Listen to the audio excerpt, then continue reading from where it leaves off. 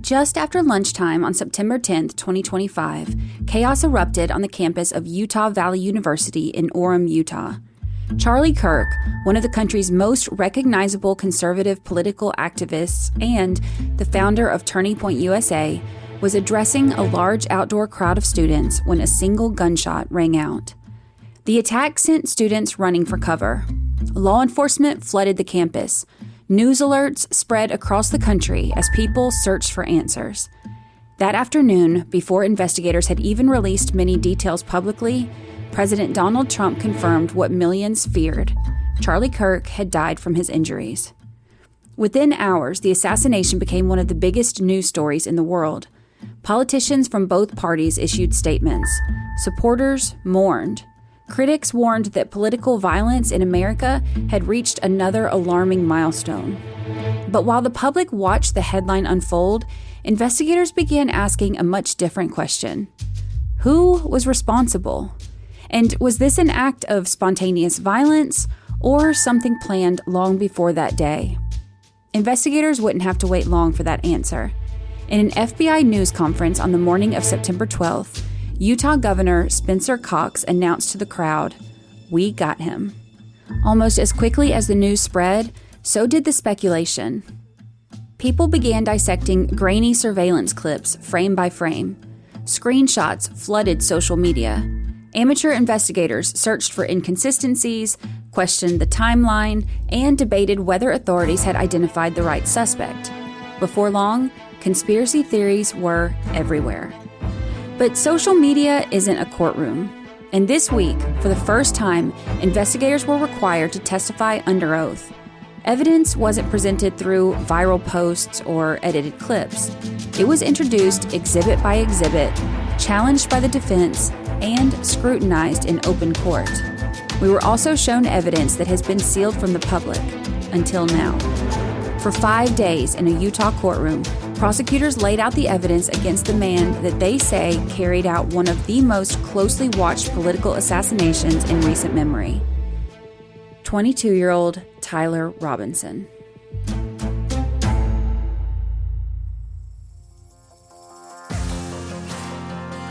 This is the 13th Juror Podcast, where we explore the trials, investigations, and true crime stories that everyone is talking about.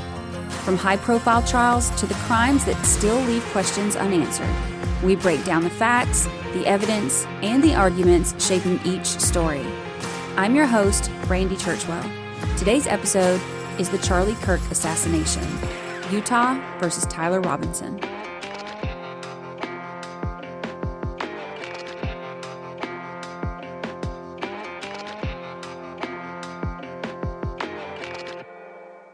To understand why this case became a story that captured attention around the world, we first have to go back to where it all began, with 31-year-old Charlie Kirk.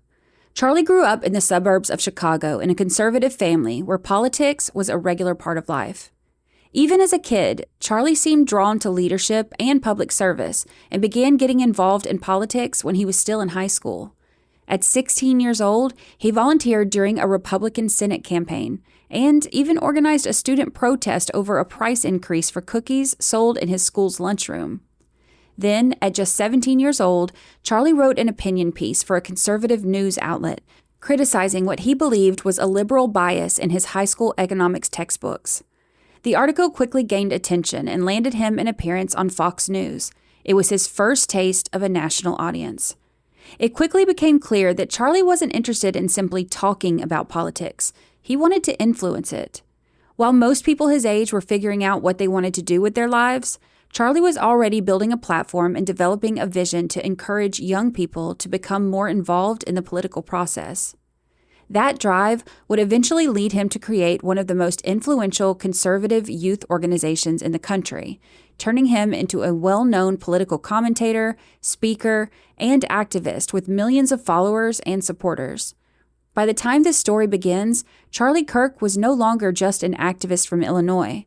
He had become one of the most recognizable and polarizing voices in American conservative politics.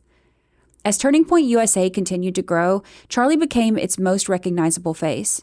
He spent much of his time traveling to college campuses across the country, giving speeches and inviting students to challenge his views during open question and answer sessions. Those often turned into spirited debates over issues like free speech, immigration, abortion, gun rights, gender identity, and the role of government. Many of those exchanges were filmed and shared online, where they frequently went viral. At the heart of Charlie's message was a belief in conservative principles such as limited government, free market capitalism, individual responsibility, strong border security, support for law enforcement and the military, and protecting free speech, particularly on college campuses, where he argued conservative voices were often silenced. In 2025, Turning Point USA announced what it called the American Comeback Tour, a 14-city campus tour focused on engaging students in conversations about those issues. The first stop was scheduled for September 10th at Utah Valley University. The event was scheduled to begin around noon in the Fountain Courtyard on campus. The courtyard resembled a small amphitheater, with students gathered on the different tiers overlooking the space below. At the center of it all, Charlie sat beneath a tent, branded with the name of the tour, the American Comeback. Across the front of the tent were words, "Prove me wrong," a phrase that had become synonymous with his campus events, inviting students to challenge his views in open debate. An estimated 3,000 people had gathered to watch. Seated in a chair beneath the tent with a handheld microphone, Charlie answered questions from audience members one by one. The atmosphere was energetic, but orderly, the kind of event he had held countless times before. Then, as Charlie was responding to a question about gun violence, a single gunshot echoed across the courtyard. As the shot rang out, Charlie immediately lurched forward and to his left. For just a split second, there was silence. Then panic took over. Spanish Fort police officer Chris Bagley testified that everyone around him jumped up and started running. The courtyard erupted into chaos as thousands of people scrambled to get away from the sound of gunfire. Video captured the frantic moments that followed.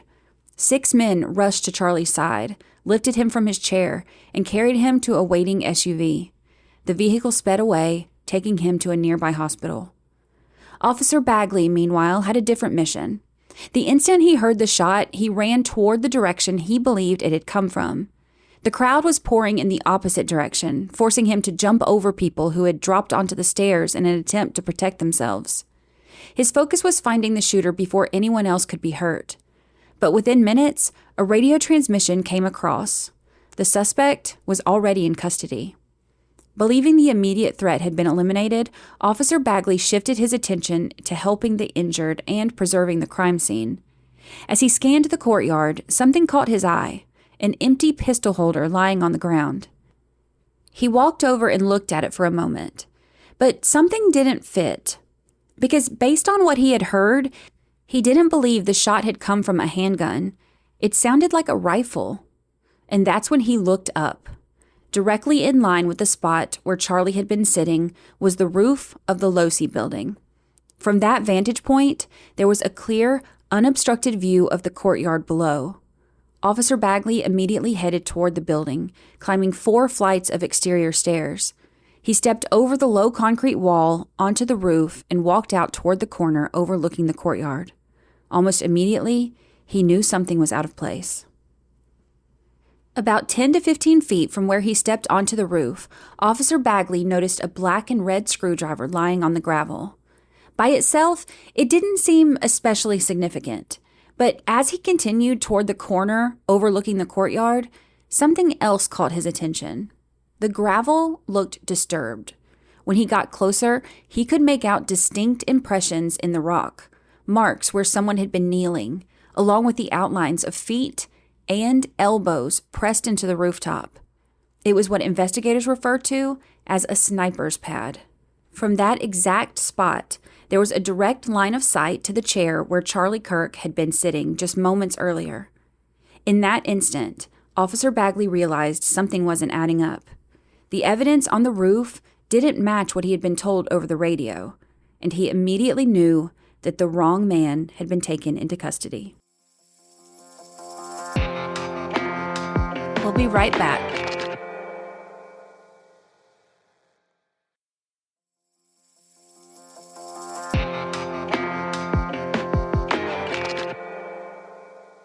In the immediate aftermath of the shooting, a 71-year-old man named George Zinn walked up to a police officer and began shouting, "I shot him. Now shoot me." The officer didn't see a weapon in Zinn's hands, but he immediately placed him in handcuffs and took him into custody. When asked where the gun was, Zinn refused to say. As officers detained him, dispatch broadcast over the radio that the shooter had been apprehended. Zinn was taken to the campus police department, where he continued insisting that he was the one who had shot Charlie Kirk, repeatedly asking officers to simply shoot him. Then everything changed. According to court records, Zinn asked for an attorney, but before detectives even began questioning him, he admitted that he had not actually fired the shot. Instead, he claimed that he had falsely confessed so that he could draw attention to himself and away from the real shooter. He was later charged with obstruction of justice in connection with a capital or first-degree felony investigation, which is a second-degree felony under Utah law. By then, Officer Chris Bagley's instincts had already led him in a very different direction.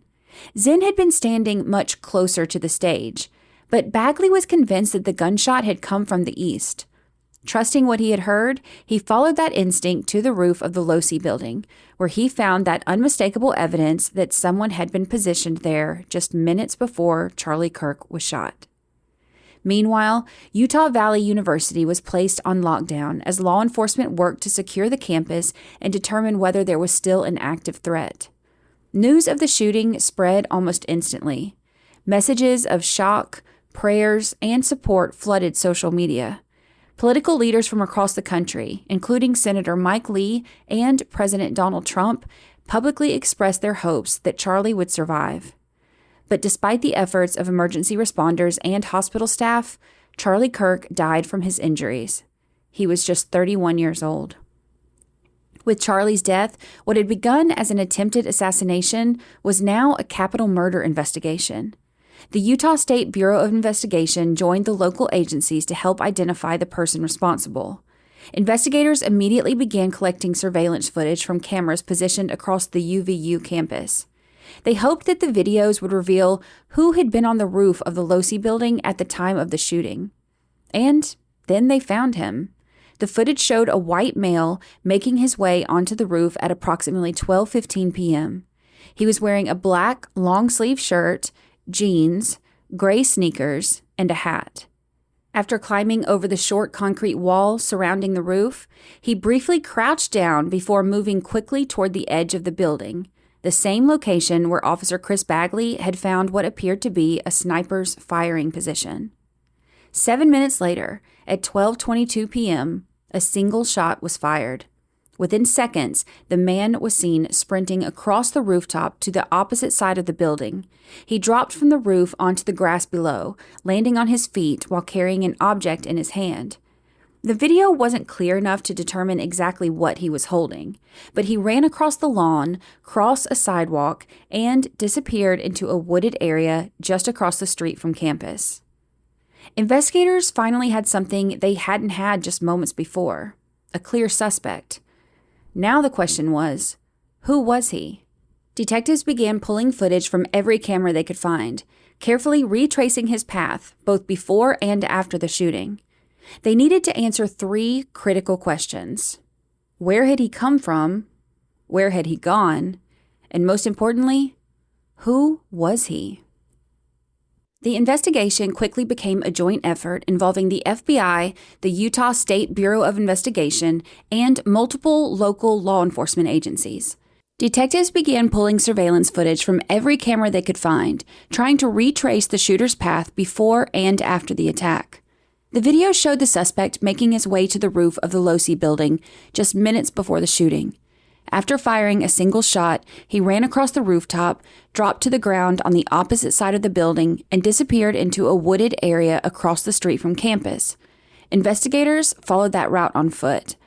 Hidden beneath a bush, wrapped inside a towel, they found a rifle. And it wasn't what most people would expect. The weapon was a bolt-action Mauser 98 chambered in .30-06 Springfield, a rifle with roots stretching back more than a century. Originally designed for the German military, variants of the Mauser 98 were used during both World Wars. Many eventually made their way back to the United States as war trophies after American soldiers returned home. Because rifles from that era predate the federal serial number requirements established after President John F. Kennedy's assassination, tracing their history can be far more difficult than tracing a modern firearm.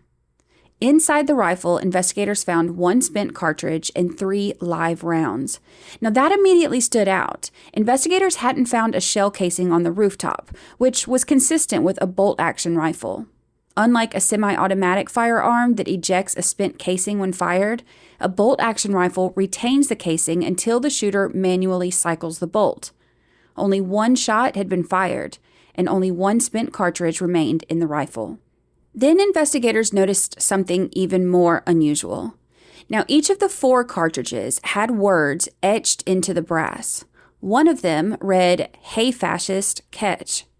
Another read, "Oh Bella Ciao, Bella Ciao, Bella Ciao, Ciao Ciao," which is a reference to the Italian anti-fascist folk song Bella Ciao. A third said, "If you read this, you are gay, LMAO."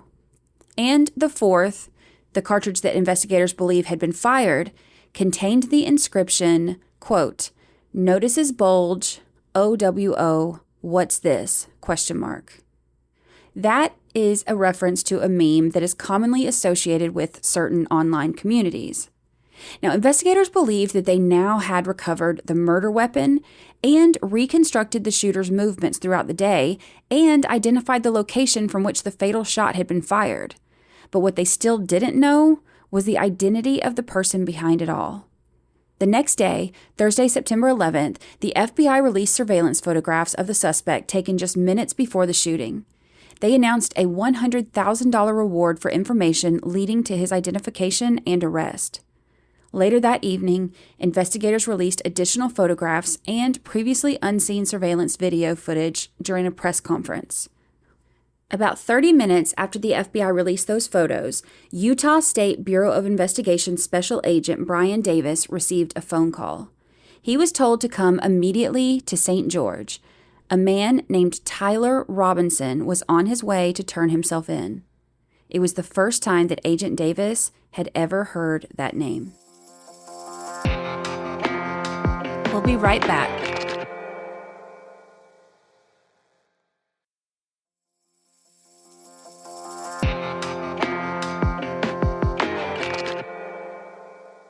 Good morning, ladies and gentlemen. We got him. On the evening of September 11th, a family member of Tyler Robinson reached out to a family friend who contacted the Washington County Sheriff's Office with information that Robinson had confessed to them or implied that he had committed the incident. Investigators interviewed a family member of Robinson who stated that Robinson had become more political in recent years.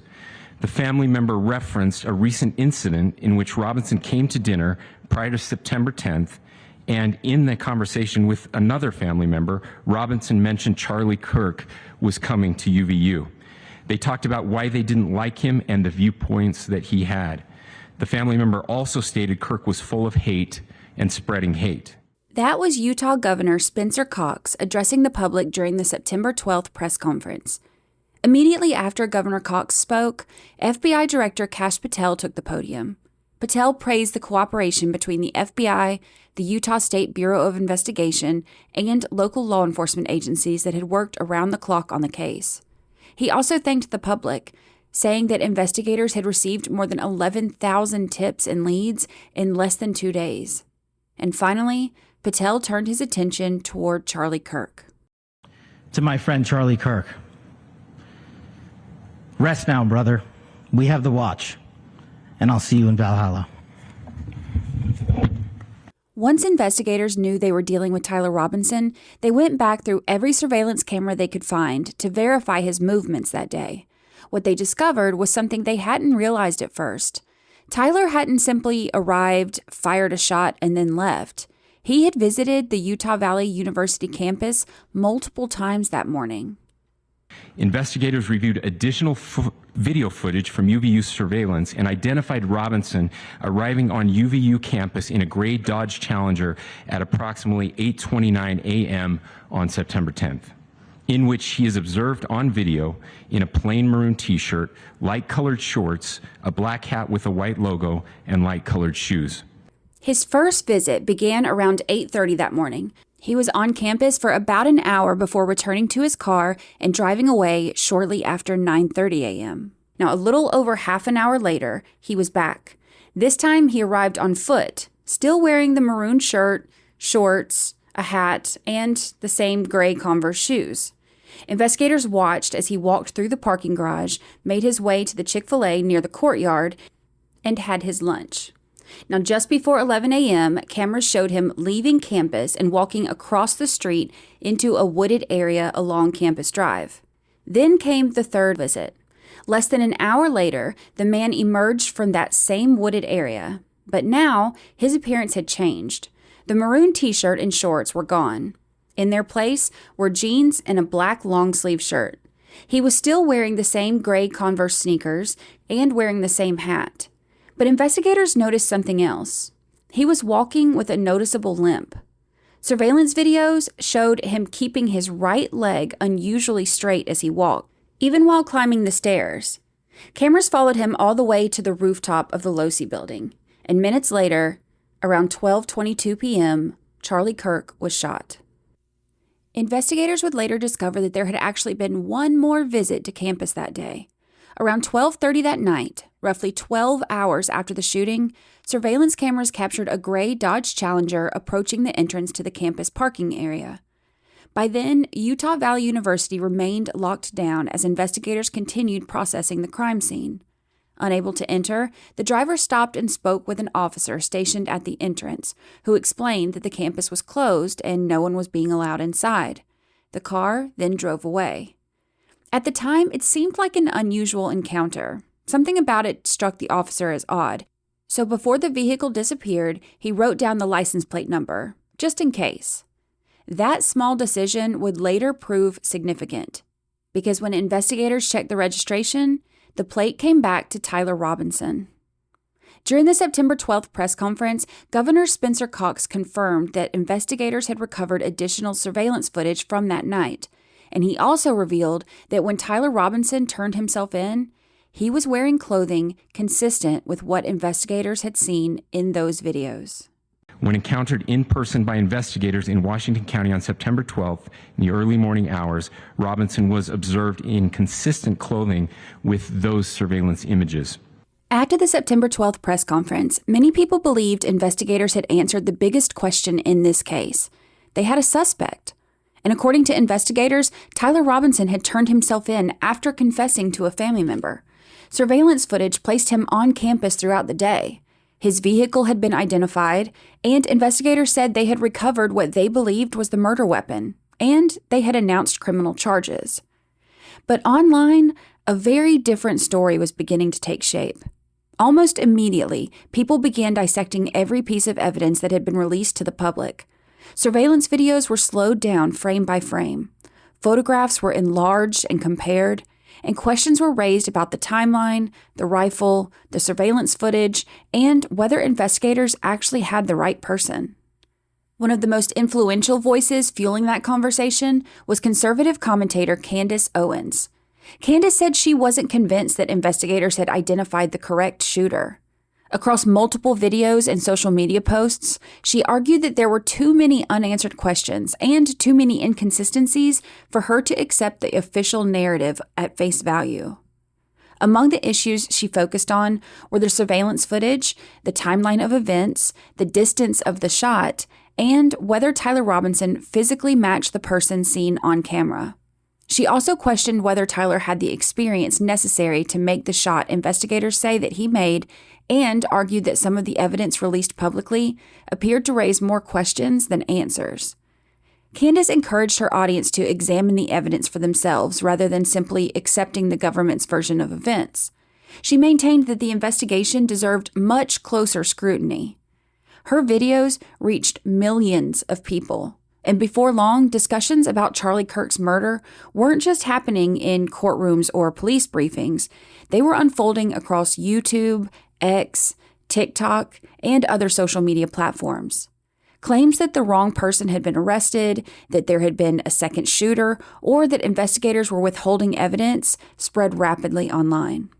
Some of the most widely shared theories claimed that Charlie's assassination had been orchestrated by Israel, by officials within Turning Point USA, or even by Charlie's widow, Erica. Others argued that Charlie hadn't been killed by a bullet at all, but by a microphone that had somehow been rigged to explode. In a recent interview, Candace Owens went even further, saying she didn't believe Tyler Robinson was even present on campus when the shooting occurred.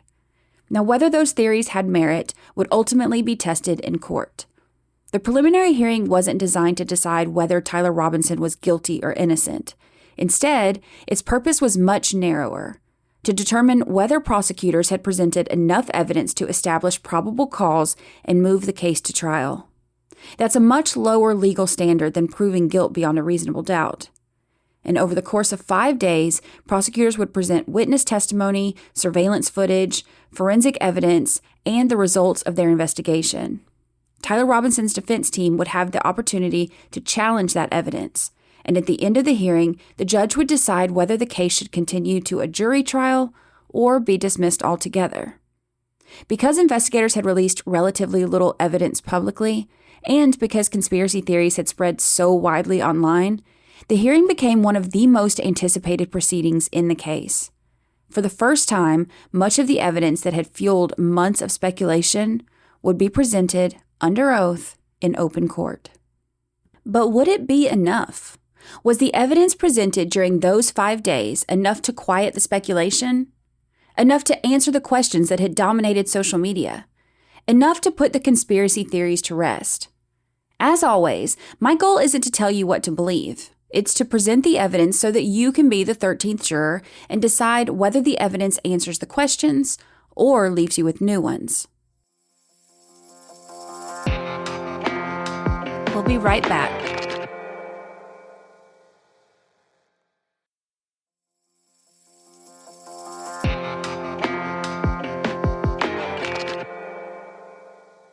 Prosecutors began with the foundation of their case. Over the course of the hearing, they called the officers who responded to the shooting, the Utah State Bureau of Investigation agents who led the investigation, forensics experts, DNA analysts, and Tyler Robinson's roommate.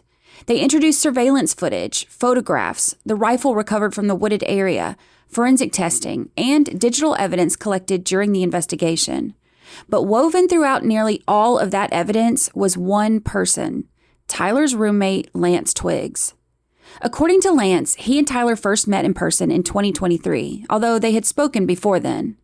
At first, Tyler was simply a new roommate living with him in an apartment in St. George, Utah, roughly 4 hours from Utah Valley University. Over the following months, Lance testified that their friendship developed into a romantic relationship. At the time of Charlie Kirk's death, Tyler was working for an electrical company and typically left for work around 7 a.m. each morning. But September 10th was not a typical day. Lance testified that Tyler left the apartment much earlier than usual. He estimated it was around 4 a.m. And for most of that day, Lance said he didn't really hear from Tyler. Then, around 11 p.m. that night, his phone buzzed with a text message. It read, "Drop what you're doing. Look under my keyboard." What Lance found beneath that keyboard, and the text messages and recorded interview that followed, became some of the most significant evidence prosecutors presented during the preliminary hearing. It tied together many of the other pieces of the investigation. Underneath that keyboard was a handwritten note from Tyler addressed to Luna, the name that Lance sometimes uses. Luna, if you are reading this per my text, and I am so sorry. I left the house this morning on a mission and set an auto text. I am likely dead or facing a lengthy prison sentence. I had the opportunity to take out Charlie Kirk, and I took it. I don't know if I will/have succeeded, but I had hoped to make it home to you. I wish I could have stayed for you and lived our lives together. I lack the words to express how much I love you and how very much you mean to me. Please try and find joy in this life. I love you always, Tyler.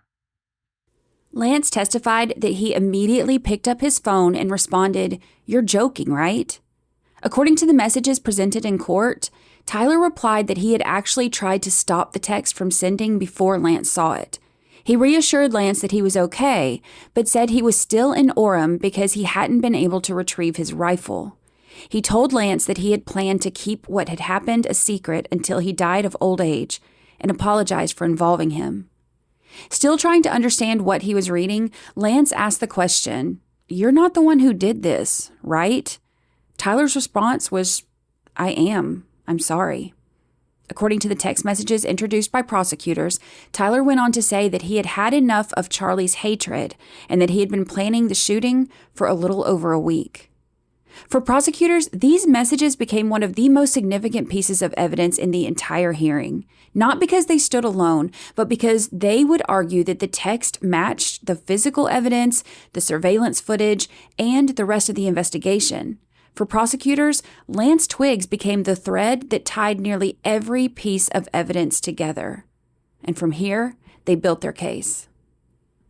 It started with Tyler waking up around 4 a.m. that morning. The drive from St. George to Utah Valley University is roughly 4 hours, and according to investigators, that's almost exactly when the suspect first appears on surveillance footage near campus. The timing matched. And so did the car. The gray Dodge Challenger captured on surveillance matched Tyler's, right down to its distinctive wheels. Then there was the encounter later that night when an officer stopped the same car as it attempted to enter the locked-down campus. Trusting his instincts, the officer wrote down the license plate, and it came back to Tyler Robinson. Tyler even talked about that exchange in the text messages. The surveillance footage itself also became another cornerstone of the case, because the suspect is seen wearing clothing, shoes, and a backpack and a hat that prosecutors said were consistent with what Tyler was wearing when he turned himself in. And Lance testified that he couldn't say with 100% certainty that the person he saw in the video was Tyler, but he believed it looked like him. But according to court documents, Tyler's own mother independently recognized him in the FBI photographs as well.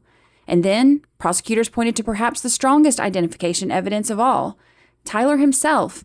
In text messages introduced at the hearing, Tyler told Lance that one of his coworkers had sent him a screenshot of the surveillance images, and Tyler admitted that the person in the picture was him. Then there were the engraved bullets. Lance testified that in the weeks leading up to the shooting, Tyler had asked where the apartment's Dremel tool was because he wanted to engrave bullets. Tyler told him he was planning to go hunting with his family, and Lance showed him where the tool was and reminded him to be careful. Investigators later recovered that same Dremel tool, along with the engraving bits and power cord. The DNA testing showed that Tyler's DNA is on that tool, and the bits and the cord. Prosecutors also pointed out that Tyler discussed engraving bullets and the specific phrases on those engraved bullets in the text messages that they had already presented to the court. He even made a joke about the one with the spent casing and hoping that he didn't see that on Fox News. The rifle told a similar story. As I mentioned earlier, the Mauser 98 was an older rifle, and in his text messages, Tyler described it as his grandfather's gun. He admitted that he wasn't even sure whether it had a serial number, but if it did, he didn't think it could be traced back to him. What he was worried about, though, were fingerprints. And he told Lance that that's why he stayed in Orem after the shooting, because he was trying to get back to the rifle before investigators found it. Tyler wrote that he had hidden it beneath a bush in the same place where he had changed clothes. Investigators found exactly that, a Mauser rifle wrapped in a towel beneath a bush along the wooded path.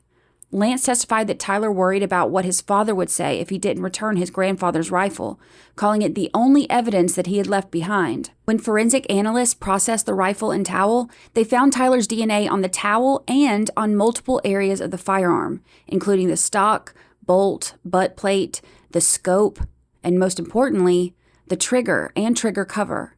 His DNA was even on the cartridges that were still inside the rifle. And finally, prosecutors pointed to one last piece of physical evidence recovered from the roof itself, the black and red screwdriver.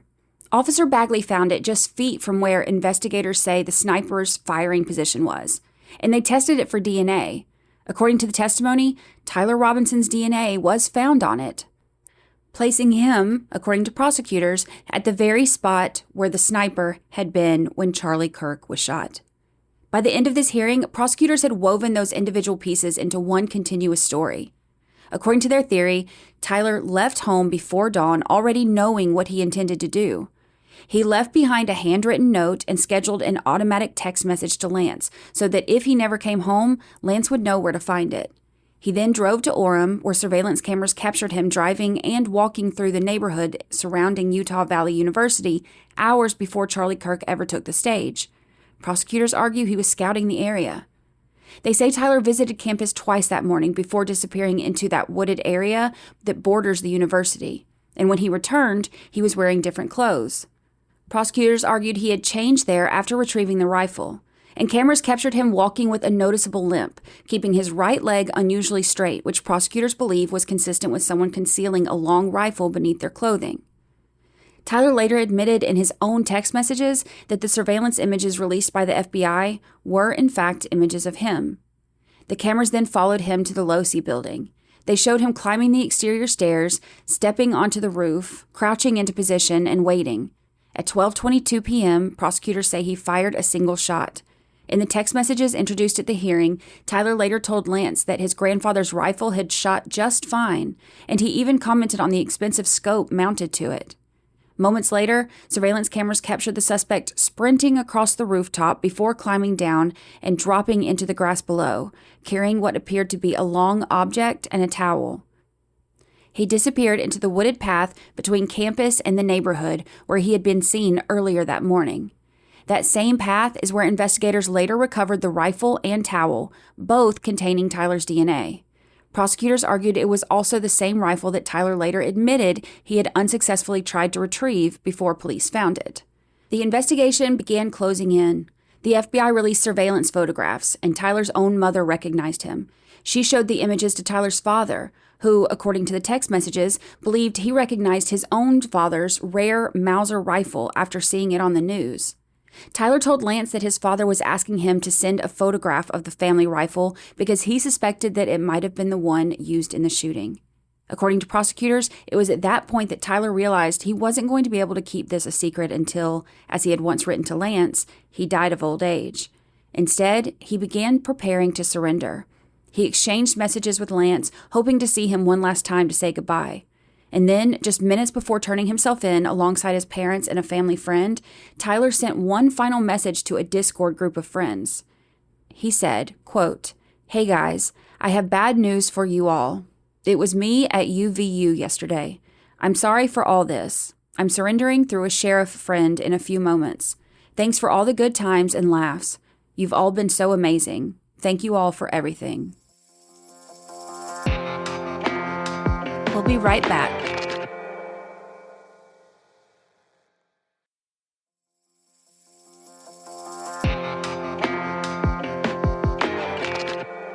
So what happens next? The preliminary hearing may be over, but the case is far from it. Over the next several weeks, both sides will submit written briefs explaining why they believe the prosecution either did or did not present enough evidence to establish probable cause. After those briefs are filed, the attorneys will return to court on September 1st for oral arguments, where the judge will hear both sides before deciding whether Tyler Robinson will stand trial for Charlie Kirk's murder. As of this recording of this episode, Tyler Robinson has not yet entered a plea, meaning a negotiated plea agreement remains a possibility before the case ever reaches a jury. But as this chapter comes to a close, one question continues to dominate conversations online. Putting aside the conspiracy theories, putting aside politics, putting aside everything else, could Tyler Robinson really have made that shot? That is a debate that is circulating everywhere. From that distance with that rifle, striking Charlie Kirk with a single bullet on the very first attempt. It's a question that has fueled endless debate across the internet, and whether it ultimately matters in court remains to be seen. But I consulted my own in-house expert on this one. My husband, Van. Van spent 22 years in the Army, including 15 years as a Green Beret with multiple deployments in support of Operation Enduring Freedom. During that time, he completed the Special Operations Target Interdiction course and received extensive advanced marksmanship and sniper training. I could spend the next 10 minutes reading through his resume, but for the purpose of this conversation, the important part is he is retired Special Forces and spent years training to make shots like these. I asked him one simple question. Could someone have made that shot? The distance presented during the preliminary hearing was approximately 138 yards. Van's answer was exactly what I would expect from someone with that background. He said he could only offer a professional opinion based on the evidence that's publicly available and his own training. According to Van, a shot from 138 yards is not difficult for a trained marksman. But Tyler Robinson wasn't a military sniper. According to the evidence, Tyler was an experienced hunter and knew how to use a rifle, though. Van explained that making a shot like this would depend on several factors, including having a stable shooting position, a clear line of sight, and a properly sighted-in rifle. Now, based on the evidence presented at the hearing, he believes the shooter appeared to have both a stable position and a clear view of Charlie Kirk. The more interesting question, in my opinion, is the scope. Van explained that if the scope had been properly zeroed beforehand, it's possible that it could have been removed for transport and then reattached before the shot while still maintaining accuracy. Now, that would have allowed someone to move around campus carrying a much lower profile rifle without a large scope mounted on top. It also provides a possible explanation for why investigators found a screwdriver on the roof. He emphasized that this isn't something that someone would simply guess would work. It actually requires the rifle and the scope to be properly set up beforehand and the confidence that the system would return to zero. Now, Tyler himself mentioned the scope in his text messages, describing it as a $2,000 optic. According to Van, a quality scope can make the target at 138 yards appear much larger and easier to engage. What no one knows, however, is exactly what Tyler was aiming at. Was he aiming for Charlie's head, his chest, somewhere else entirely? Based on his experience, Van believes it's less likely that the intended point of aim was the neck. Given the stress of the moment, the movement of the target, and the environment, he believes it's more plausible that the shooter aimed toward Charlie's upper body and that the bullet's final path just differed from the intended point of impact. Another claim that circulated widely online involves the bullet itself. Some have argued that because the bullet didn't exit Charlie Kirk's body, it could not have come from a .30-06 rifle. But that's not necessarily true. The rifle recovered in this case was chambered in .30-06 Springfield, the same caliber used in the rifle that killed Martin Luther King Jr. Now, Dr. King's fatal wound also did not result in a complete pass-through. The bullet entered through his face and neck, causing catastrophic injuries, but it did remain inside his body. Interestingly, that shot was fired from a distance of roughly 69 yards, about half the distance that prosecutors say separated the shooter in this case from Charlie Kirk. Now, that doesn't prove that the same thing happened here. Every shooting is different, and bullet behavior depends on numerous factors, including the exact bullet used, its construction, velocity, what it strikes, the angle of impact. But it does show that the absence of an exit wound by itself is not unusual for a .30-06 round. There is no question that this case has become about much more than a murder investigation. From the moment Charlie Kirk was shot, the story became intertwined with politics, social media, and competing narratives.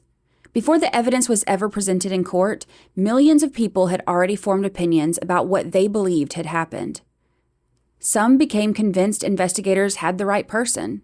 Others became equally convinced they had the wrong one. But that's also what makes this case so fascinating from a legal perspective. A courtroom doesn't operate on viral videos, podcasts, or posts on X. It operates on evidence. Witnesses testify under oath. Exhibits are introduced. Experts are cross-examined, and every side has an opportunity to challenge the other's claims. After 5 days of testimony, prosecutors believe that they've shown there's enough evidence to send Tyler Robinson to trial. The defense disagrees, and now it's up to the judge to decide whether that prosecution has met the relatively low standard of probable cause. If the judge says yes, this case moves one step closer to a jury trial, where the burden then becomes much higher. Prosecutors won't just have to show that there's enough evidence to proceed. They'll have to prove Tyler Robinson's guilt beyond a reasonable doubt. And if that trial happens, many of the questions that continue to dominate social media may finally be answered in front of a jury. But until then, the debate is likely to continue. As always, like I said before, my goal isn't to tell you what to believe. It's to present the evidence, explain the legal process as I see it, and give you the information that you need to reach your own conclusions. Because at the end of the day, that's what being a 13th juror is all about. My name is Brandy Churchwell, creator and host of the 13th Juror Podcast. If you enjoyed this episode, be sure to follow the show on your favorite podcast platform and leave a rating or review. It helps more listeners discover the podcast. And if you know someone who would find this case as fascinating as you did, share this episode with them. For additional episodes, case updates, and more information about the podcast, visit our website at 13thjurorpodcast.com. The evidence has been presented, the arguments have been made, and now comes the same question faced by every juror. What do you believe? Thank you for listening.